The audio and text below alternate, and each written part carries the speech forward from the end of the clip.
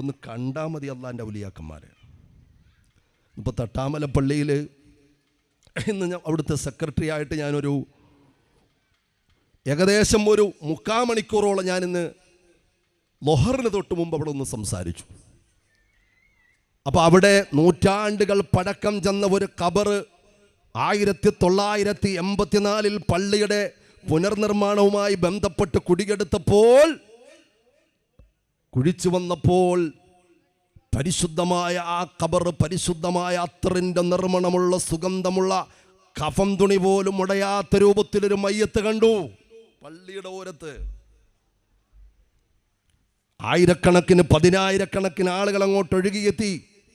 പലർക്കും അറിയായിരിക്കും, പ്രായമുള്ള ആളുകൾക്ക് അറിയായിരിക്കും തട്ടാമല നൂറ്റാണ്ടുകൾ പഴക്കമുള്ള ആ ഖബറിനെ കുറിച്ച്. എന്തായിരുന്നാലും മഅരിഫത്തിൻ്റെയും അഹ്ലുൽ വിലായത്തിൻ്റെയും ആളാണ്, പടച്ചവൻ്റെ ഒരു ഇഷ്ടദാസനാണെന്ന കാര്യത്തിൽ സംശയമില്ല. ഇന്നുള്ള കൂട്ടത്തിൽ കുറഞ്ഞ ആളുകൾ മാത്രമാണ് അദ്ദേഹത്തിന് അന്ന് കൃത്യമായി കാണാൻ പറ്റിയിട്ടുള്ളത്.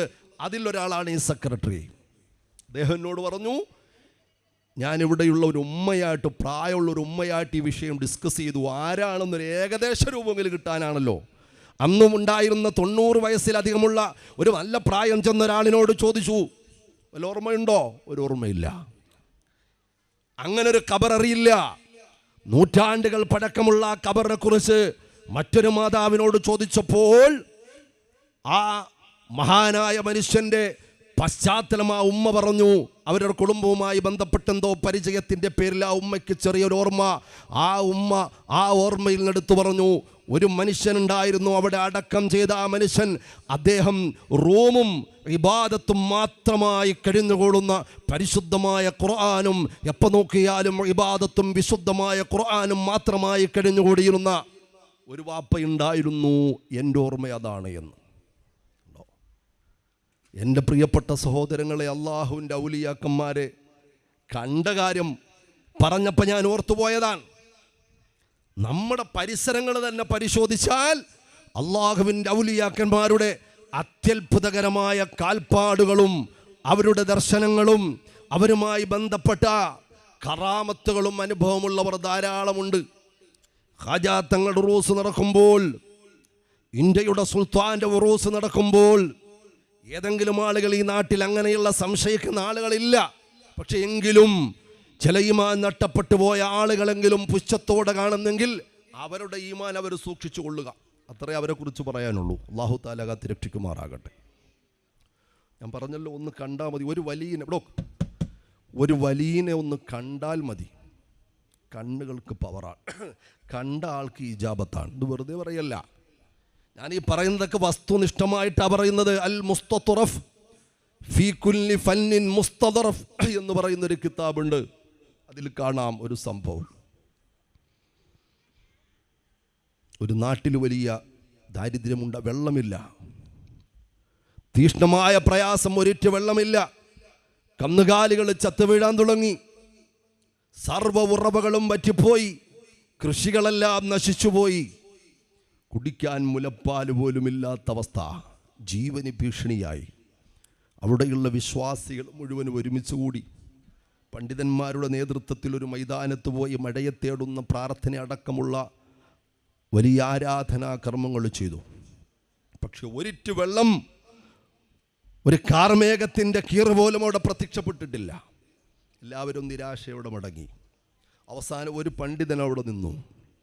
കുറച്ച് സമയം കഴിഞ്ഞപ്പോൾ ഒരു ഫക്കീറായ മനുഷ്യൻ, ഒരു സാധാരണ മനുഷ്യൻ, ഒരു പാവപ്പെട്ട മനുഷ്യൻ നടന്നു വരുന്നു. അദ്ദേഹം ചോദിച്ചു, ഈ പണ്ഡിതനോട്, എന്താ നിങ്ങളുടെ മുഖത്തൊരു നിരാശ? എന്താ നിങ്ങളുടെ മുഖത്തൊരു നിരാശ? എന്താ നിങ്ങളുടെ മുഖത്തൊരു വിഷമം? എന്തോ ഒരു പ്രയാസമുണ്ടല്ലോ, ഒരു ബുദ്ധിമുട്ടുണ്ടല്ലോ, എന്തു പറ്റിയെന്ന് ചോദിച്ചപ്പോൾ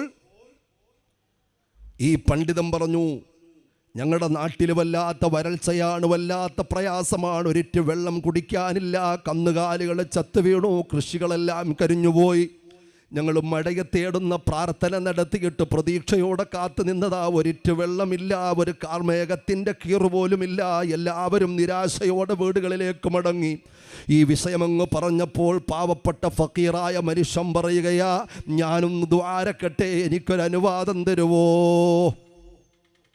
ഉടൻ തന്നെ പണ്ഡിതൻ പറഞ്ഞു, ഒരുപാട് പണ്ഡിതന്മാർ ദുആ ചെയ്ത സദസ്സാ, ഒരുപാട് കാര്യപ്പെട്ട ആളുകൾ ദ്വാരുന്ന സദസ്സാ, നിങ്ങളിപ്പോൾ എവിടെ നിന്ന് വന്നു എന്നൊക്കെ ചോദിച്ചിട്ട് കാണാൻ ചേലൊന്നുമില്ലാത്ത ഫക്കീറായ മനുഷ്യനെ കുറവായി കണ്ടുകൊണ്ട് ഈ പണ്ഡിതനങ്ങ് പ്രതികരിച്ചപ്പോൾ അദ്ദേഹം വിടുന്നില്ല, എനിക്കൊരവസരം തരൂ, ഞാനൊന്ന് ദ്വാരക്കട്ടെ, ഞാനൊന്ന് ദുആ ചെയ്യട്ടെ.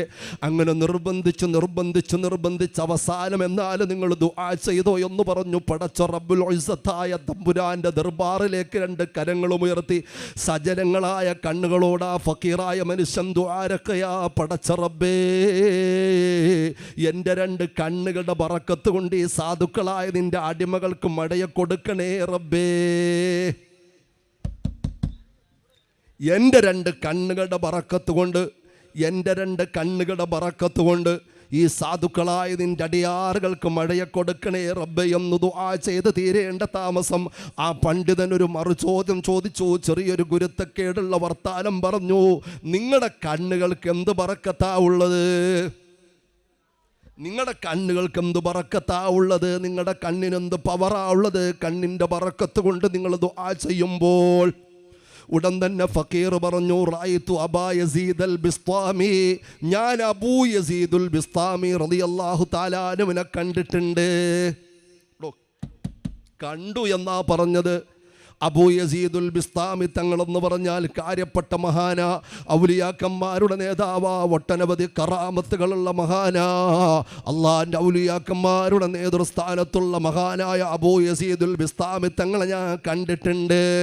ഞാൻ സമ്പർക്കം പുലർത്തി എന്നല്ല പറഞ്ഞത്, ഞാൻ അവിടുത്തെ ശിഷ്യനാണെന്നല്ല പറഞ്ഞത്, ഞാൻ അവിടുത്തെ ഖാദിമാണെന്നല്ല പറഞ്ഞത്, ഒരു വേളയിൽ എനിക്ക് ഇജാസത്ത് തന്നു എന്നൊന്നുമല്ല പറഞ്ഞത്. ഞാൻ കണ്ടിട്ടുണ്ട്, എൻ്റെ രണ്ട് കണ്ണുകൾ കൊണ്ട് വലിയായ അബൂ യസീദുൽ ബിസ്താമി തങ്ങളെ ഞാൻ കണ്ടിട്ടുണ്ട്.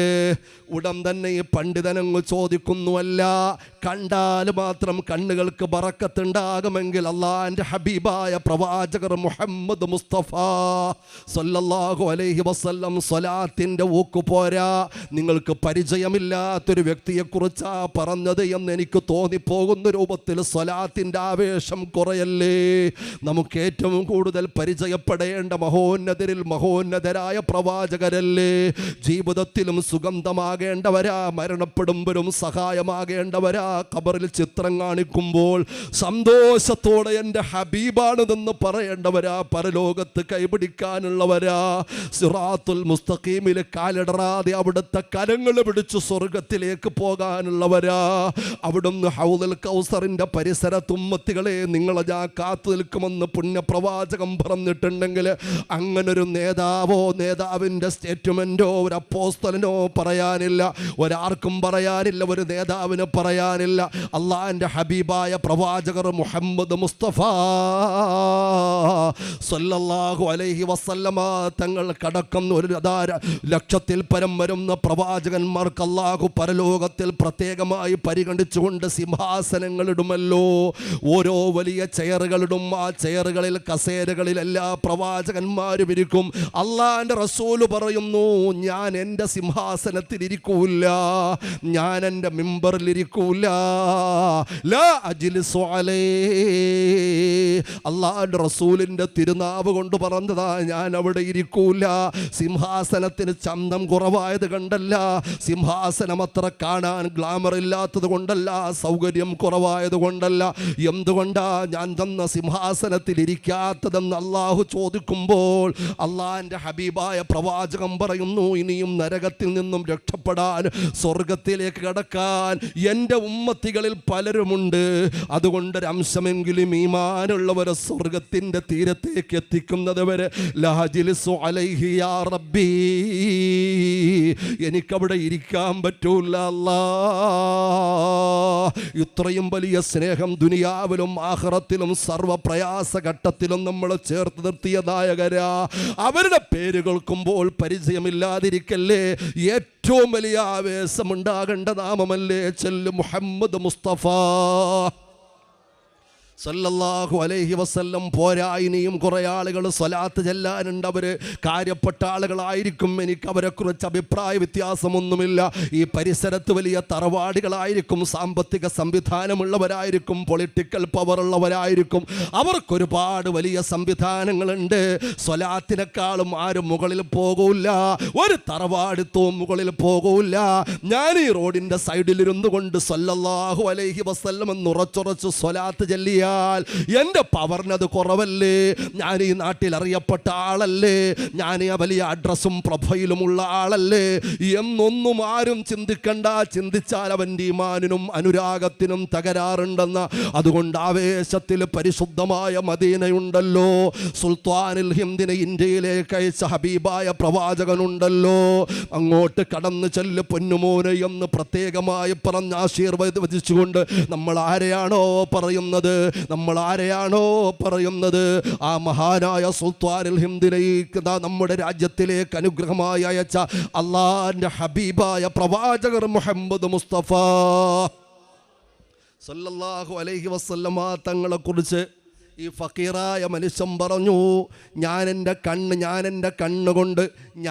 കണ്ണുകൊണ്ട് റഅയ്തു അബാ യസീദുൽ ബിസ്താമി, ഞാൻ അബൂ യസീദുൽ ബിസ്താമി തങ്ങളെ ഞാൻ കണ്ടിട്ടുണ്ടെന്ന് പറഞ്ഞപ്പോൾ, ഔലിയാക്കന്മാരുടെ നേതാവിനെ കണ്ടിട്ടുണ്ടെന്ന് പറഞ്ഞപ്പോൾ, കണ്ടാൽ മാത്രം കണ്ണുകൾക്ക് പവർ കിട്ടണമെങ്കിൽ അല്ലാഹുവിൻ്റെ ഹബീബ് മുഹമ്മദ് മുസ്തഫ സല്ലല്ലാഹു അലൈഹി വസല്ലമ തങ്ങളെ അബൂജഹൽ കണ്ടിട്ടുണ്ടല്ലോ.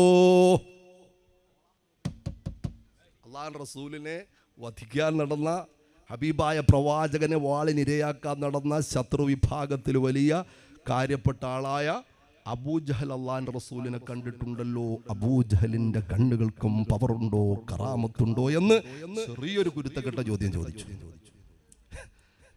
ചോദ്യം കേൾക്കുമ്പോൾ യുക്തിവാദികളുടെ ഐറ്റമായി ചോദ്യം കേൾക്കുമ്പോൾ, യുക്തിവാദി എന്ന് പറഞ്ഞാൽ ഈ സമുദായത്തിൽപ്പെട്ട യുക്തിവാദികളുണ്ട്, യുക്തിവാദികൾ പുറത്തല്ല. ഇസ്ലാമിന്റെ പേര് പറഞ്ഞിട്ട് കുറെ യുക്തിവാദികളുണ്ട്. അവരുടെ യുക്തി കൊണ്ട് വാദിക്കുന്നവരെ, അവർക്ക് പ്രമാണം വിഷയമല്ല, ഹബീബായ പ്രവാചകൻ ചെയ്തത് വിഷയമല്ല, സ്വഹാബത്ത് ചെയ്ത വിഷയമല്ല, അവർക്കെതിരാണ്. എന്താണോ ഹദീസാണോ അതിനെ ദഈഫാക്കും. പണ്ഡിതന്മാര് ഏതെങ്കിലും കിതാബാണോ എടുത്തങ്ങ് കളയാൻ പറയും. എല്ലാ തെളിവുകൾക്കും എതിരെ മുഖം തിരിക്കുന്നവരെ അല്ലാഹു തആല അത്തരത്തിലുള്ള ആളുകളുടെ വിപത്തിൽ നിന്നും കാത്തുരക്ഷിക്കുമാറാകട്ടെ. ദുനിയാവിൽ എന്ത് നഷ്ടം വന്നാലും നഷ്ടമല്ല, എന്ത് നഷ്ടം വന്നാലും ഒരു നഷ്ടമല്ല. വീട് പൊളിഞ്ഞുപോയി, അല്ലാഹു തആല കാത്തുരക്ഷിക്കട്ടെ. വീടില്ലാത്തവർക്ക് അല്ലാഹു വീട് തരട്ടെ. അമീൻ പറഞ്ഞു. വീടില്ലാത്തവർക്ക് അല്ലാഹു വീട് തരട്ടെ. പണി തുടങ്ങിയവരുടെ പണികൾ, വീട്ടിൻ്റെ പണികൾ അല്ലാഹു തആല പൂർത്തിയാക്കി തരട്ടെ. കടബാധ്യതകളിൽ നിന്ന് അല്ലാഹു തആല സലാമത്ത് കൊടുക്കട്ടെ. പൂർത്തിയായ വീടുകളിൽ കടത്തിൻ്റെ ഭീകരത കൊണ്ട് കിടന്നിട്ട് ഉറക്കം വരാത്തവരുണ്ട്, കടങ്ങൾ അല്ലാഹു തീർത്തു കൊടുക്കട്ടെ.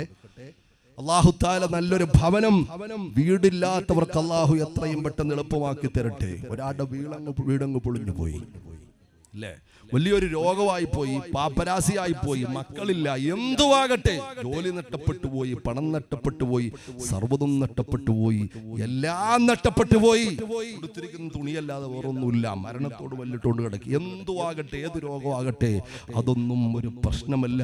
ഒരു മുഅ്മിനായ മനുഷ്യനെ സംബന്ധിച്ചിടത്തോളം ഇവിടെ അനുഭവിക്കുന്ന പ്രയാസങ്ങൾക്ക് 10 മടങ്ങ് പ്രതിഫലം പ്രകാശമായി പടച്ച തമ്പുരാൻ പരലോകത്തിലും ഖബറിലും നൽകും. കമാ ഖാല റസൂലുള്ളാഹി. ഈമാൻ ഉണ്ടാകണം, എങ്കിലേ തരുള്ളൂ. ഞാൻ നിർത്തുക. ഈമാൻ ഉണ്ടെങ്കിലേ കിട്ടുള്ളൂ, അല്ലെങ്കിലോ എല്ലാം നഷ്ടത്തിലാണ്. പക്ഷെ ഒരു കാര്യം സംഭവിച്ചാൽ അത് നഷ്ടമാണ്.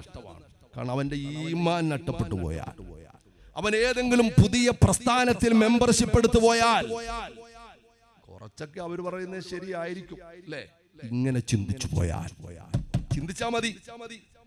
കുറച്ചെങ്കിലും ഈ നവീനവാദികൾ, പുത്തംവാദികൾ, ഞാൻ പേരൊന്നും പറഞ്ഞ് ഈ സദസ്സിനെ മലീമസമാക്കുന്നില്ല, അവരുടെ പേര് പോലും പറയാൻ നാവിന് എന്തെങ്കിലും അല്ലാഹു അനുഗ്രഹം തന്നിട്ടുണ്ടെങ്കിൽ ആ അനുഗ്രഹം പോയി പോവും. അത്ര മോശപ്പെട്ടവരാ. ഈ ദീനിനെ ഭീകരവാദി എന്ന് വിളിക്കാൻ, ഭീകരവാദികളെന്ന് മുസ്ലിമീങ്ങളെ വിളിക്കാൻ, ലോകാടിസ്ഥാനത്തിലും രാജ്യാടിസ്ഥാനത്തിലും ഈ സംസ്ഥാനത്ത് എവിടെയാകട്ടെ ഈ മതത്തിനൊരു കരിനിഴൽ വീർത്തിയിട്ടുണ്ടെങ്കിൽ അതിന്റെ കാരണക്കാരാരാ? സമാധാനം കാംക്ഷിക്കുന്ന സഹിഷ്ണുതയുടെ നേതാക്കന്മാരായ അയിമ്മത്തല്ല, പണ്ഡിതന്മാരല്ല. അള്ളാന്റെ ഹബീബായ പ്രവാചകനോട് വിശുദ്ധമായ ഖുർആൻ പറഞ്ഞില്ലേ, അള്ളാന്റെ റസൂല് നിങ്ങൾ പരിക്കൻ സ്വഭാവമുള്ള ആളായിരുന്നെങ്കിൽ നിങ്ങളുടെ പരിസരത്ത് ആരും ഉണ്ടാവൂല. നിങ്ങൾ കാരുണ്യത്തിന്റെ പ്രവാചകനായതുകൊണ്ട് ആളുകളെല്ലാം, മുഴുവൻ ആളുകളും, മുഴുവൻ ലോകങ്ങളും, മുഴുവൻ മനസ്സുകളും അങ്ങിലേക്ക് അടുത്തത്. ഇസ്ലാം കാരുണ്യം, ഇസ്ലാമിന് വേറെ ഒന്നും അറിയില്ല. അതുകൊണ്ട് ഈ ഇസ്ലാമിനെ വാളിന്റെയും ബോംബിന്റെയും വിചണ്ഡവാദത്തിന്റെയും തീവ്രവാദത്തിന്റെയും ഭീകരവാദത്തിന്റെയും ഉഗ്രവാദത്തിന്റെയും മതമാക്കി എവിടെയെങ്കിലും ഒറ്റപ്പെട്ട എതിർപ്പുകളെങ്കിലും ഉണ്ടെങ്കിൽ അതിന്റെ ഒറ്റ കാരണം ഈ പുത്തൻവാദികളാണെന്ന് പറയാൻ, അടിസ്ഥാനപരമായി പറയാൻ, ആധികാരികമായി പറയാൻ, ചരിത്രം മുമ്പിൽ വെച്ച് പറയാൻ ഞാൻ ആഗ്രഹിക്കുകയാണ്. എന്റെ വിഷയം അതല്ല, ഞാൻ അങ്ങോട്ട് കടന്നു പോകുന്നില്ല. അതുകൊണ്ട് ഏറ്റവും വലിയ നഷ്ടം ഒരാൾ സുന്നത്തി ജമാഅത്തിൽ നിന്നും രാജിവെച്ച് പുതിയ പ്രസ്ഥാനത്തിലേക്ക് പോകുന്നതാണ്. പ്രസ്ഥാനം ഏതുമാകട്ടെ, നമുക്കറിയുന്ന 3 പ്രസ്ഥാനമായിരുന്നാലും ഇനി അതിനപ്പുറത്തുള്ളതായിരുന്നാലും ഈ 3-ൽ നിന്നും പൊട്ടിത്തെറിച്ചു പോയ ഏതുമാകട്ടെ, എന്റെ പ്രിയപ്പെട്ട സഹോദരങ്ങളെ, പുത്തൻ പ്രസ്ഥാനത്തിലേക്ക്, പുതിയ ചിന്തയിലേക്ക്, ബിദ്അത്തിലേക്ക് പെട്ടുപോയാൽ ഇമാം ഗസാലി ഹുജ്ജത്തുൽ ഇസ്ലാം, ഇമാം ഗസാലി തങ്ങൾ പറയുകയാ, ആഖിബത്ത് മോശപ്പെടുന്ന, അന്ത്യം മോശപ്പെടുന്ന കാരണങ്ങൾ എണ്ണുമ്പോൾ ഒന്നാമതെണ്ണിയത് പുത്തൻവാദമാണ്. അല്ലാഹു തആല കാത്തുരക്ഷിക്കുമാറാകട്ടെ. അപ്പൊ അള്ളാന്റെ ഹബീബായ പ്രവാചകനെ ആര് കണ്ടിട്ടുണ്ടെന്ന് പറഞ്ഞു? നിർത്തുക, നിങ്ങൾ മറന്നുപോയോ? അബൂജഹൽ കണ്ടിട്ടുണ്ട്. അതുകൊണ്ട് കണ്ടാൽ കണ്ണുകൾക്ക് പവറും കറാമത്തും ഉണ്ടാകുമെങ്കിൽ അബൂജഹലിന് പവർ ഉണ്ടാകണ്ടേ? ചോദ്യം ന്യായവാ, കേൾക്കാനും രസമുണ്ട്. പക്ഷേ വായടപ്പൻ മറുപടി ഫക്കീർ ഈ പണ്ഡിതന് കൊടുത്തു. പണ്ഡിതനോട് ഫക്കീറായ മനുഷ്യൻ പറയുന്നു, അബൂജഹൽ അല്ലാഹുവിന്റെ ഹബീബായ പ്രവാചകനെ കണ്ട കണ്ണുകൊണ്ടല്ല, ഞാൻ അബൂ യസീദുൽ ബിസ്താബി തങ്ങളെ കണ്ടത് അബൂബക്കർ സിദ്ദീഖ് റളിയല്ലാഹു തആല അൻഹു അല്ലാഹുവിന്റെ റസൂലിനെ കണ്ട കണ്ണുകൊണ്ടാ. മഴ അങ്ങോട്ട് പെയ്തു, ഇടിയും വെട്ടി മഴ, പേമാരി പോലെ മഴ. എന്താ സംഭവിച്ചത്? ഒരു വലിയനെ കണ്ടു. ഈമാനുള്ള കണ്ണുകൊണ്ട് ഒരു വലിയനെ കണ്ടു, ഒരു വലിയനെ കണ്ടു, ഒരു വലിയനെ കണ്ടു. ആ കണ്ണുകൾക്ക് അല്ലാഹു കറാമത്ത് കൊടുക്കും. വലിയ പവറാണ്. അള്ളാഹിന്റെ ഔലിയാക്കന്മാരെ പുറകെ പിടിച്ചു. വസ്വാസ് പരിസരത്ത് വരാൻ പാടില്ല. വസ്വാസ് പരിസരത്ത് വരാൻ പാടില്ല. നല്ല നിലക്ക് മഹബത്ത് വെച്ചോ. അഹ്ലുൽ വിലായത്തിന്റെയും കറാമത്തിന്റെയും അഹ്ലുൽ മഅരിഫത്തിന്റെയും ആളുകളെ മഹബത്ത് വെച്ചവർ പരാജയപ്പെടുകയില്ല. ഈമാൻ ഉണ്ടാവണം. അവ്വലു മാ യുഹാസബു ബിഹിൽ അബ്ദു യൗമൽ ഖിയാമത്തി സ്വലാത്തുഹു മുഹമ്മദ് മുസ്തഫ സല്ലല്ലാഹു അലൈഹി വസല്ലം തങ്ങൾ പറഞ്ഞു, ആദ്യമായി പടച്ചവൻ ചോദ്യം ചെയ്യുന്ന അമൽ അവന്റെ നിസ്കാരമാണ്. 5 നേരം നിസ്കാരം ഉണ്ടാവണം. അല്ലേ? 5 നേരം നിസ്കരിക്കാത്തവന്റെ ഐഡന്റിറ്റിയിൽ മുസ്ലിം പേരുണ്ടെന്ന് പറഞ്ഞിട്ട് കാര്യമില്ല. റേഷൻ കാർഡിൽ മുസ്ലിം പേരാണ്, പാസ്പോർട്ടിൽ മുസ്ലിം പേരാണ്, ആധാറിൽ മുസ്ലിം പേരാണ്. അങ്ങനെ ഏത് റെക്കോർഡ് നോക്കിയാലും മുസ്ലിം പേരാ, ബദരീങ്ങളുടെ പേരാ, പ്രവാചകന്മാരുടെ പേരാ, മലക്കുകളുടെ പേരാ. ഒരു കാര്യമില്ല. 5 നേരം നിസ്കാരം ഉണ്ടാവണം. അല്ലാഹു തആല തന്ന സമ്മാനമാണ്. അല്ലാഹു തആല എന്ന സമ്മാനം 5 നേരത്തെ നിസ്കാരം. 24 മണിക്കൂറിൽ 25 മിനിറ്റ് കൊടുക്കാൻ മനസ്സില്ലാത്തവന് ഭൂമിയിൽ പോലും ജീവിക്കാൻ അവകാശമില്ല. അല്ലാഹു തആല കാത്തുരക്ഷിക്കുമാറാകട്ടെ. ഒരു മുസ്ലിമായി മരിക്കണോ 5 വഖത്ത് നിസ്കാരം ഉണ്ടാവണം. അവിടെ നജസ് ഒരു വിഷയമല്ല. ചിലർ പറയും, എന്താ മോനെ പള്ളി കണ്ടില്ലോ, അല്ലെങ്കിൽ പള്ളിയിലോട്ട് പോകാൻ നമുക്ക് നിസ്കരിക്കാമെന്ന് പറഞ്ഞാൽ പറയും എൻ്റെ ഉടുപ്പഴുക്കാണ്, അല്ലേ, എൻ്റെ ശരീരം വിയർപ്പാണ്. നല്ല രസമുണ്ട് കാരണം കേൾക്കാൻ. ഒരാളെ കാഷ്ടത്തിൽ പിടിച്ചു ബന്ധിപ്പിച്ചിട്ടിരിക്കുകയാണെങ്കിൽ പോലും അദ്ദേഹത്തിന് നിസ്കാരം നിർബന്ധമാണ്. അയിമ്മത്ത് അതാ പഠിപ്പിക്കുന്നത്. പിന്നെ വിയർപ്പിന്റെയും നജസിന്റെയും കാര്യം പറയണോ? അൽഹംദുലില്ലാഹ് ഇന്നലെ എന്നോടൊരു ഒരു മസാല ചോദിച്ചു. എന്തായാലും ഈമാൻ ഉണ്ടായത് കൊണ്ടാണ് നിസ്കാരം മുടങ്ങിപ്പോകുമല്ലോ എന്നുള്ളൊരു ബേജാറ് കൊണ്ടാ ചോദിച്ചത്. വാട്സാപ്പിലൂടെ ചോദിച്ചു, ഒരു സംശയം ചോദിച്ചു. ഞാന് സുബഹയ്ക്ക് മുമ്പ് ആണ് ബസ്സിന്റെ ടൈം, അതുകൊണ്ട് സുബഹയുടെ തൊട്ട് മുമ്പ് സുബഹ നിസ്കരിച്ചിട്ടങ്ങ് ഇറങ്ങിയാൽ കുഴപ്പമുണ്ടോ? അപ്പൊ നിസ്കരിക്കണമെന്ന് ആഗ്രഹം ഉണ്ടായതുകൊണ്ടാണ്. സമയമാകാൻ നിസ്കരിക്കാൻ പറ്റുമോ? അതിനാ സമയം മൗഖൂത്ത എന്ന് ഖുർആൻ പറഞ്ഞു. അപ്പൊ എവിടെ വാഹനത്തിലായിരുന്നാലും, കാറിലായിരുന്നാലും, ട്രെയിനിലായിരുന്നാലും, പ്ലെയിനിലായിരുന്നാലും, നജസിലായിരുന്നാലും, എവിടെയായിരുന്നാലും നിസ്കരിക്കാം. ഒരാളെ കാഷ്ടത്തിൽ പിടിച്ച് ബന്ധിപ്പിച്ചിട്ടിരിക്കുകയാണ്. ഞാനൊരു മസല പറയാണ്. കാഷ്ടത്തിൽ പിടിച്ച് ബന്ധിപ്പിച്ചിട്ടിരിക്കുക, ബാങ്ക് കൊടുക്കുന്നു. ആ നിസ്കാരം ഖളാ ആകുന്നതിന് മുമ്പ് അവിടെ നിന്ന് മോചനം കിട്ടുമെന്ന് ഉറപ്പില്ല എങ്കിൽ അദ്ദേഹം അവിടെ കിടന്ന് നിസ്കരിച്ചു കൊള്ളണം. നജസല്ലേ, ചർച്ചയില്ല. ഉദുവുണ്ടോ? വേണ്ട. പിന്നെങ്ങനാ വിയർപ്പിന്റെ കണക്ക് പറയുന്നത്? പിന്നെങ്ങനാ നജസിന്റെ കണക്ക് പറയുന്നത്? വെന്റിലേറ്ററിലാ കിടക്കുന്നത്, ഐസിയുലാ കിടക്കുന്നത്, ചെറിയ ഒരു ഓർമ്മയുണ്ട്, ഒരു ഓർമ്മ, ജീവിച്ചിരിക്കുന്നു എന്നൊരു ഓർമ്മ ഉണ്ടോ? എന്നാൽ ആ ഓർമ്മ കൊണ്ട് നിസ്കരിച്ചു കൊള്ളണം. പിന്നെ മുട്ടുവേദനയുടെ കണക്ക് പറയാൻ പറ്റുമോ? പനിയുടെ കണക്ക് പറയാൻ പറ്റുമോ? വയറുവേദനയുടെ കണക്ക് പറയാൻ പറ്റുമോ? തലവേദനയുടെ കണക്ക് പറയാൻ പറ്റുമോ? എന്തെങ്കിലും തിരക്കിന്റെ കാര്യം പറയാൻ പറ്റുമോ? അതുകൊണ്ട് നിസ്കാരം മുറുകെ പിടിച്ചുകൊള്ളണം. അവർക്കാണ് മഹാന്മാരുടെ പരിഗണന ഉണ്ടാവുക. ഹബീബായ അഷ്റഫുൽ ഖൽഖ് മുഹമ്മദ് മുസ്തഫ സല്ലല്ലാഹു അലൈഹി വസല്ലമ തങ്ങളുടെ ശഫാഅത്ത് കിട്ടുക. എൻ്റെ പ്രിയപ്പെട്ട മുത്തുമുഅ്മിനീങ്ങളെ, അതുകൊണ്ട് ഇൻഷാ അല്ലാഹ് സയ്യിദ് അവറുകളോളം തന്നെ വരും. നമുക്ക് വളരെ ഭംഗിയായി ഇൻഷാ അല്ലാഹ് ഈ ഔലിയാക്കന്മാരുടെ ഫൈളാൻ മഹബ്ബത്തുള്ള ഈ സദസ്സ് മുന്നോട്ട് കൊണ്ടുപോകണം. നമ്മൾ ഹയാത്തുള്ളിടത്തോളം കൊണ്ടുപോകണം. നമ്മുടെ പരമ്പര ഇവിടെ ഈ സദസ്സ് നടത്തിക്കൊണ്ടുപോകണം. ഇൻഷാ അല്ലാഹ് നമുക്ക് വിശാലമായി അടുത്ത വർഷം കാര്യമായി കുറച്ച് സമയമെടുത്ത് തന്നെ സംസാരിക്കാം എന്നാഗ്രഹിക്കുന്നു. അല്ലാഹു ആഫിയത്തുള്ള ദീർഘായുസ്സ് തരട്ടെ. പറയുന്ന ഞാനുണ്ടാവോ, കേൾക്കുന്ന നിങ്ങളുണ്ടാവോ, ഒരു ഗ്യാരണ്ടി ഇല്ല. ഈ അടുത്ത് എനിക്കൊരു ചെങ്ങലംകുളത്തുനിന്ന് ഉള്ള ഒരു മരണത്തെക്കുറിച്ച് എൻ്റെ മലബാറുള്ള ഒരു സുഹൃത്ത് എനിക്കൊരു മെസ്സേജ് അയച്ചു. സോഷ്യൽ മീഡിയയിലൊക്കെ ഉണ്ടായിരുന്നു. കല്യാണത്തിന് വന്നതാണ്, ഓഡിറ്റോറിയത്തിലിരിക്കുകയാണ്, തൊട്ടടുത്ത് ചേർന്നിരുന്ന സഹോദരൻ മരിച്ചു. അവിടെ ഇരുന്നുകൊണ്ട് ആരും അറിഞ്ഞില്ല, പലരും വിചാരിച്ചു ഉറങ്ങിക്കിടക്കുകയാണ് എന്ന്. ആ ചിത്രം വരെ അയച്ചു തന്നു.